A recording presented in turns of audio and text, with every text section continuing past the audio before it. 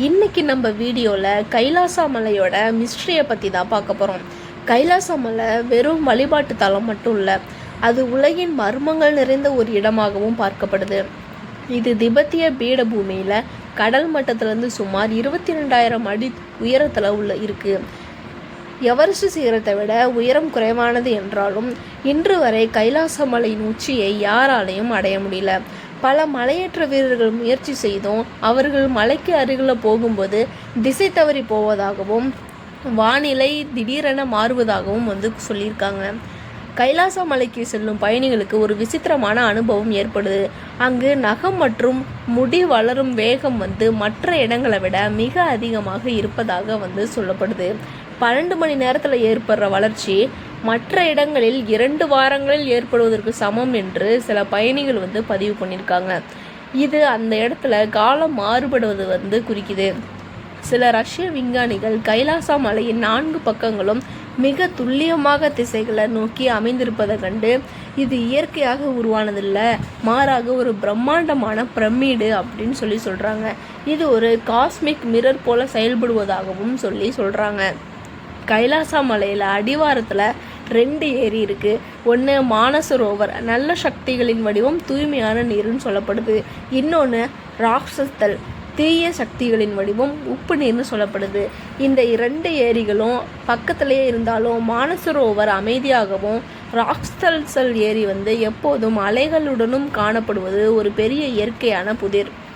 சூரியன் மறையும் போது கைலாசா மலையின் நிழல் ஸ்வஸ்திக் சின்னத்தை போல விழுவதாகவும் சொல்லப்படுது. மேலும் அந்த மலையை சுற்றியுள்ள பகுதியில் ஒரு விதமான ஓம் ஒலி கேட்பதாகவும் பல பக்தர்கள் உணர்றாங்க. கைலாசா மலையை சுற்றியுள்ள பகுதிகளில் காந்தப்புலம் மிகவும் வலிமையாகவும் சீரற்றதாகவும் இருப்பதாக சொல்கிறாங்க.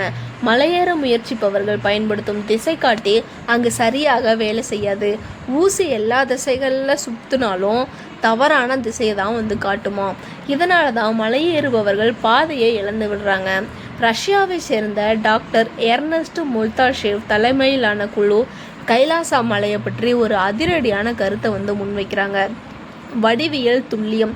கைலாசா மலை இயற்கையாக உருவானது இல்லை, அது ஒரு பிரம்மாண்டமான பிரமிடு அப்படின்னு அவங்க சொல்கிறாங்க.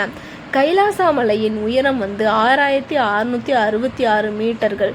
இதற்கும் இங்கிலாந்தின் ஸ்டோன் ஹெஞ்ச், எகிப்தின் கிசா பிரமிடு மற்றும் வட துருவத்திற்கும் இடையே உள்ள தூரம் ஒரு குறிப்பிட்ட கணித விகிதத்தில் அமைந்திருப்பதாக அவங்க சொல்கிறாங்க. முன்னாடி சொன்னது மாதிரியே அங்கு நகம் மற்றும் முடி வேகமாக வளர்வதற்கு பின்னர் டைம் டிலேஷன் அப்படின்ற கோட்பாடு பேசப்படுது. அறிவியல் ரீதியாக ஒரு இடத்துல ஈர்ப்பு விசை அல்லது ஆற்றல் புலம் மிக அதிகமாக இருந்தால் அங்கு காலத்தின் வேகம் மாறுபடலாம். கைலாசா மலையை ஒரு ஆற்றல் மையம் அப்படின்னு சொல்கிறவங்க இந்த அதிகப்படியான ஆற்றலை உடலின் வளர்ச்சிதை மாற்றத்தை வேகப்படுத்துவதாக சொல்கிறாங்க. பல யாத்ரீகர்கள் கைலாசா மலைக்கு மேல் இரவில் விசித்திரமான ஒளிக்கற்றைகள் தோன்றுவதை பார்த்துருக்காங்க. இவை விண்கற்களோ அல்லது மின்னலோ இல்லை, மலையின் உள்ளிருந்து இல்லைனா அதை சுற்றி இருக்க காந்த மண்டலத்திலிருந்து இந்த நீல நிற இல்லைனா வெள்ளை நிற ஒளிகள் வெளிப்படுவதாக சொல்கிறாங்க. நாசா கூட இதை செயற்கைக்கோள் படங்கள் மூலம் கவனிச்சிருக்கு. ஆனால் தெளிவான விளக்கம் இப்போ வரைக்கும் வரல. கைலாசா மலையின் அடிவாரத்தில் உள்ள 2 ஏரிகளின் வடிவமே ஒரு மர்மம்தான். மானசரோவர் ஏரி ஒரு முழு நிலவு போன்ற வட்ட வடிவில் இருக்குமா. இது நேர்மறை ஆற்றலின் சின்னம்னு சொல்கிறாங்க.